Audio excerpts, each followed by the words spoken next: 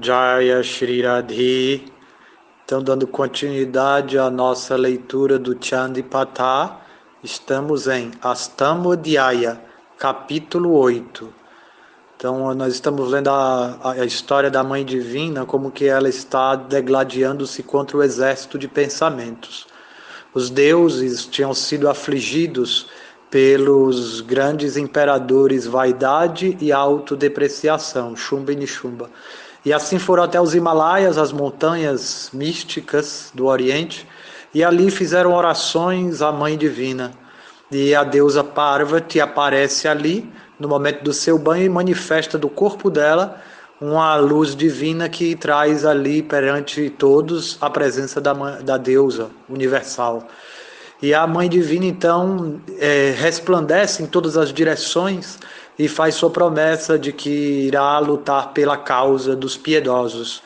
Então, naquele momento, os dois emissários da vaidade e da autodepreciação, Chanda e Munda, que eram Paixão e Ira, eles viram a forma da Mãe Divina e cobiçaram ela para os seus senhores, para os seus reis, que era vaidade e autodepreciação. Então eles vão correndo contar que existe uma mulher muito bonita nos Himalaias e que eles deveriam desposá-las.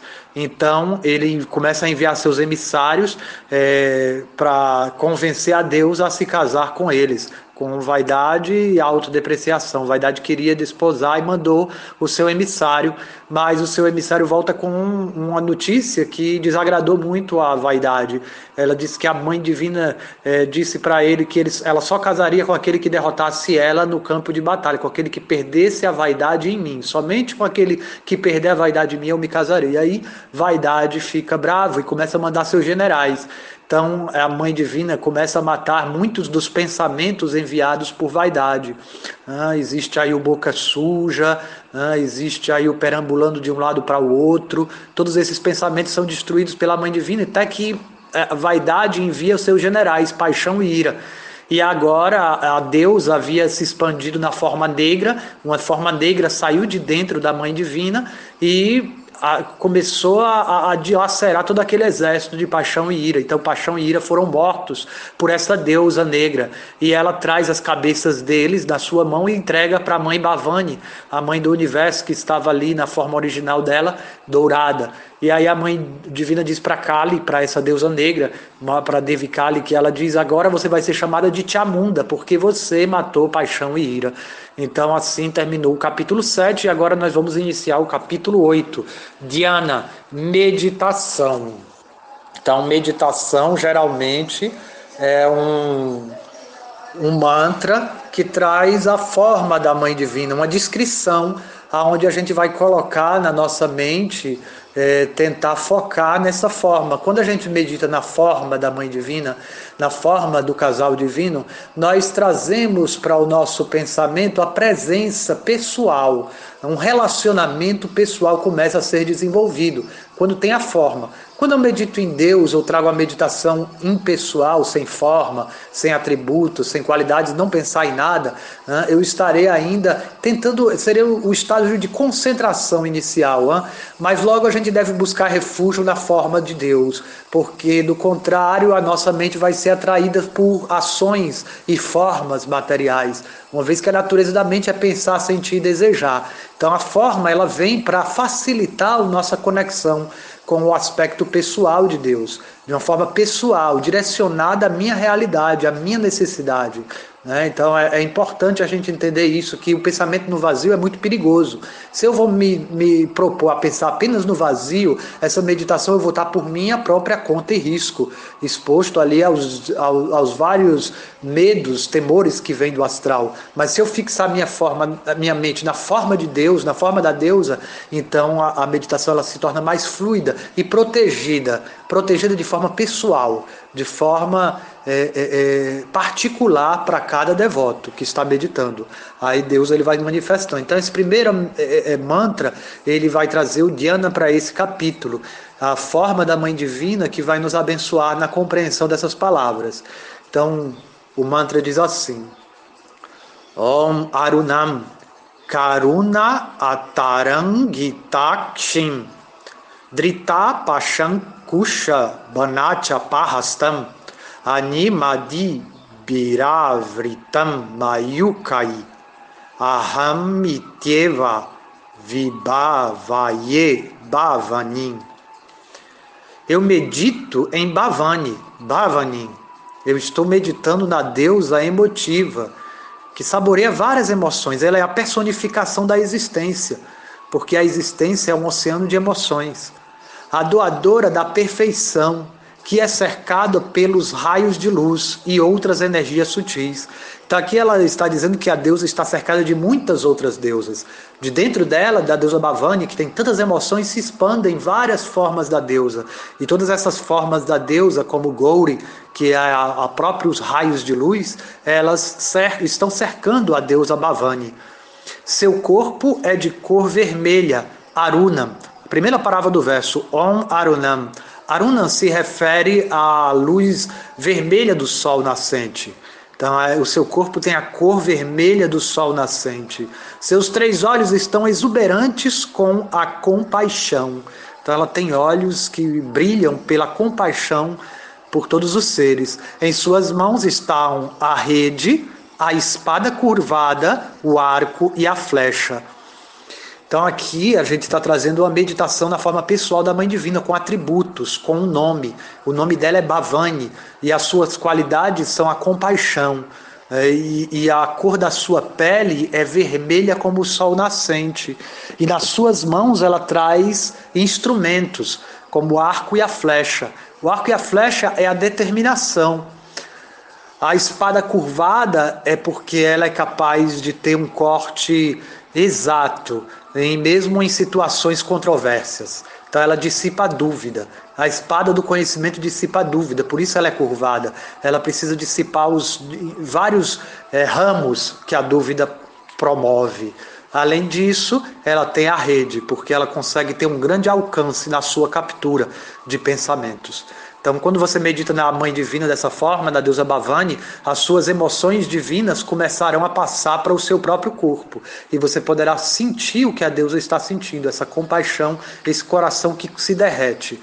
Então, assim, a gente traz a meditação na deusa Bhavani com um olhar compassivo para o devoto. O devoto sabe que meditar é algo muito difícil. Tudo depende apenas da graça. Então, se eu me sento para meditar, deve ser um momento de eu me ver meu corpo como um receptáculo da compaixão da deusa e me permitir ser preenchido pela sua presença.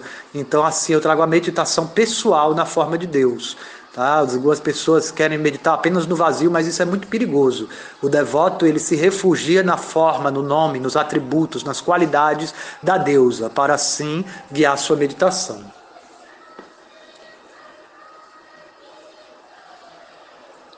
Então, verso 1. Om Urishi Uvacha. Om Urishi disse: quando o Senhor do pensamento, vaidade, soube da morte de paixão e ira, e muitos dos seus exércitos, uma fúria excessiva tomou conta da mente do infame vaidade, e ele ordenou a todos os exércitos de pensamentos que marchassem para a guerra.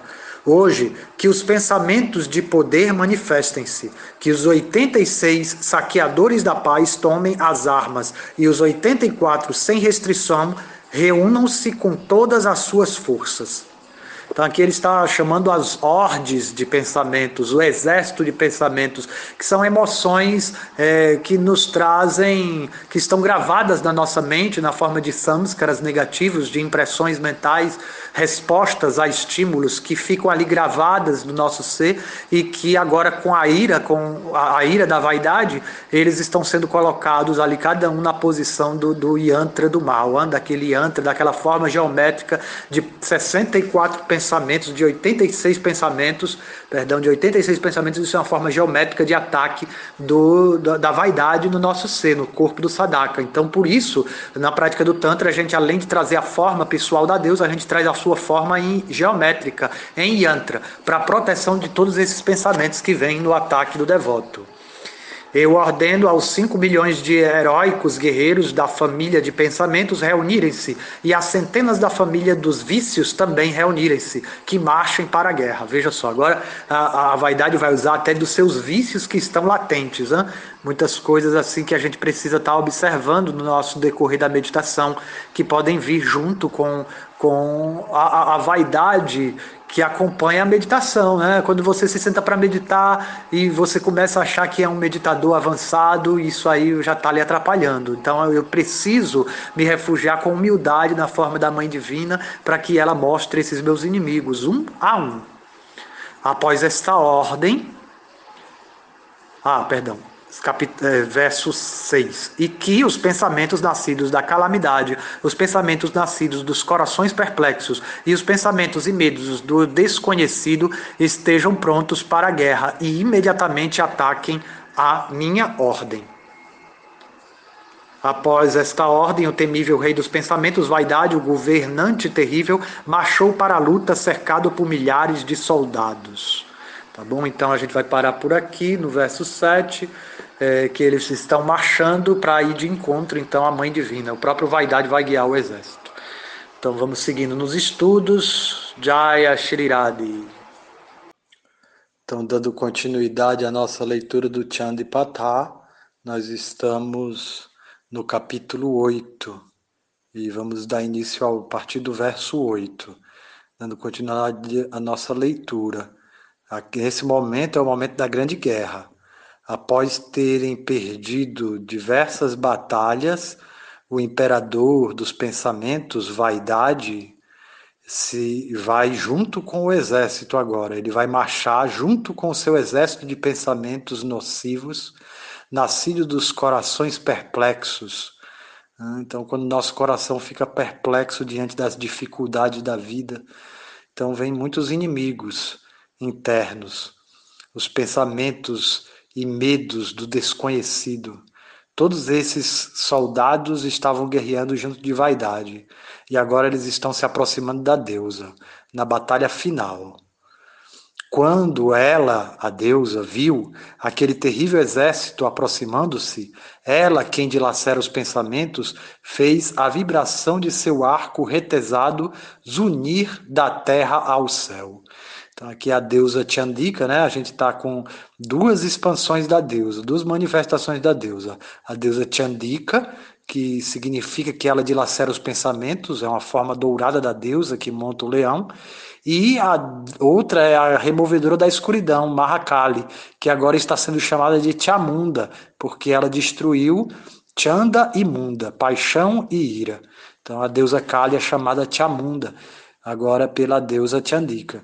E aqui ele está se referindo à deusa Chandika. Quando a deusa Chandika viu todo aquele exército de pensamentos, ela fez a vibração do seu arco retesado unir da terra ao céu. Então ela puxou da corda do seu arco, e aquela vibração que foi produzida, aquele som produzido, fez tremer tudo.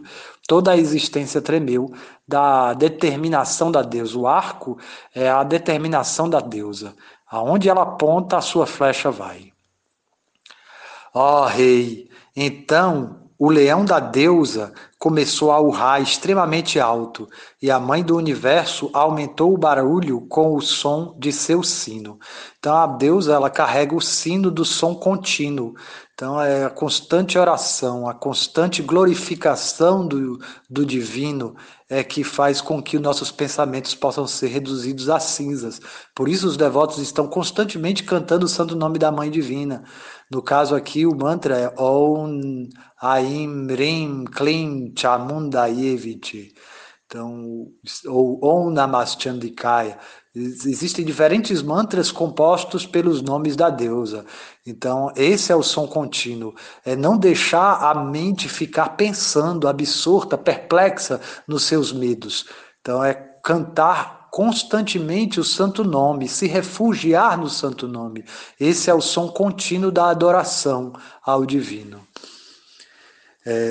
Havia um mestre aí, Srila Bhaktisiddhanta Sarasvati, dizia que quando o devoto acorda, ele deve dar 100 sapatadas na mente, e antes de dormir, mais 100 sapatadas. O significado dessas sapatadas é porque a mente é como um macaco louco, que fica pulando de galho em galho. Ela está feliz, ela está triste, ora me leva para um lado, para o passado, ora me leva para o futuro, com medo. Então, a gente precisa domar a mente. Aquele que conquista a mente é o seu melhor amigo, mas aquele que fracassa nesse intento, a mente continuará sendo seu pior inimigo. Então, essa 100 sapatadas significa o cantar do santo nome. Quando você acorda, você deve cantar o santo nome de Deus. E quando você vai dormir, você deve cantar o santo nome de Deus. Assim, mantendo a mente sempre ocupada em cantar as glórias do divino, todas as misérias vão embora. Aqui também tem o som do tigre da deusa, do leão da deusa. Ele também está rugindo alto, anunciando a vitória da deusa, espantando todos os medos. Com o zunido do arco retesado, o urro do leão, o som do sino e o zunimento de sons manifestaram-se em todas as direções. Da tremenda boca da removedora da escuridão, Kali, Mataji, veio um som espantoso ainda maior que os outros. Então, como a deusa Kali é a junção de todo o heroísmo da deusa, da Mãe Divina, ali com a sua tez escura, que é capaz de reduzir a cinzas toda a ignorância, então ela fez um som ainda maior do que aquele produzido juntamente do arco, do leão e do sino. Tendo ouvido aquele som tumultuoso em todas as 4 direções, os soldados do exército dos pensamentos colericamente cercaram a deusa, o leão e a removedora da escuridão. Então, aqui a deusa Chandika, né, que estava ali montada no seu tigre, no seu leão, perdão, e a removedora da escuridão, a mãe Kali, que estava ali também presente. Então, os 3 foram cercados: o leão, a deusa Chandika e a deusa Kali.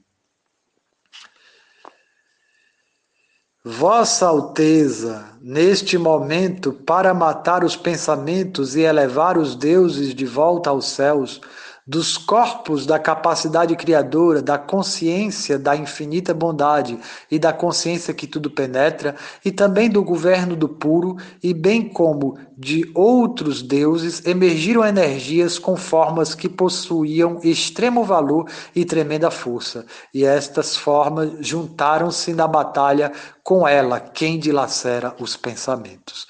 Então é isso. Aqui Markandeya está contando essa história, vamos recordar, né, que aqui essa história está sendo narrada pelo santo Markandeya Rishi, o santo imortal, que vive até hoje nos Himalaias. Ele alcançou a imortalidade pelo canto do Mahamrityunjaya Mantra. Esse sábio está contando a história da deusa para um rei que estava aflito. Então, por isso ele começa o verso dizendo: Vossa Alteza, neste momento, para matar os pensamentos e elevar os deuses de volta aos céus. Então, dos corpos da capacidade criadora, quer dizer, do corpo de Brahma, a capacidade criadora, é o criador do universo, o Senhor Brahma de 4 cabeças, da consciência da infinita bondade e da consciência que tudo penetra. Então, de Vishnu e do Senhor Shiva.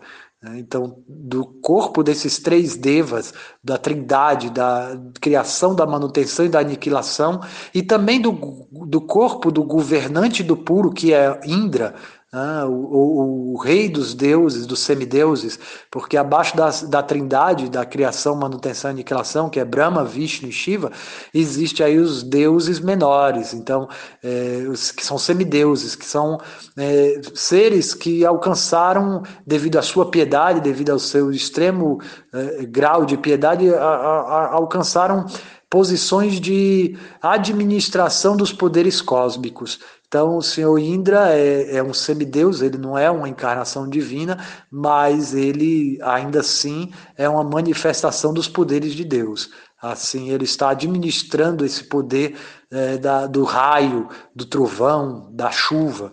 E também os outros deuses encabeçados por ele, né, que são os deuses do vento, o deus das águas, todos eles emergiram, dentro deles emergiram a luz, e saiu assumindo formas de deusas. Então aqui a gente compreende que mesmo aqueles que estão no corpo masculino, eles podem despertar o poder da deusa interior.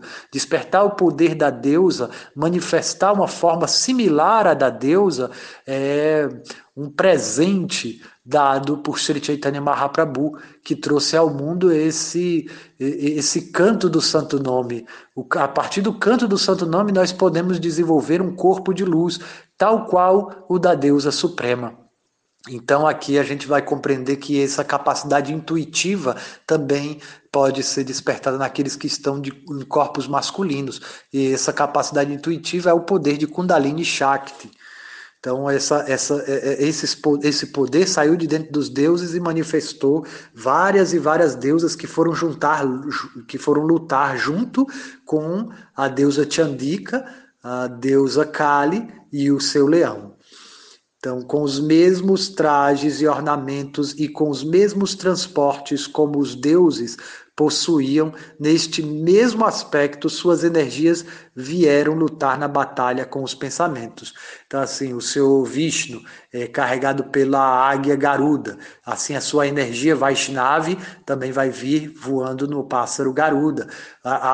O seu Indra, ele viaja no elefante Airavata. Da mesma forma, a sua energia, a Indra, veio no elefante Airavata. Da mesma forma que o senhor Brahma viaja no cisne da respiração controlada, então veio sua energia criadora, Brahmani, uma das formas da deusa Sarasvati, que veio lutar também. Assim, respectivamente, cada deus que tem o seu carregador manifestou uma forma de deusa para que viesse lutar com a deusa suprema, a mãe do universo. Tá bom? Então, na próxima leitura, a gente vai ler sobre as diversas formas das deusas manifestadas a partir dos corpos dos devas.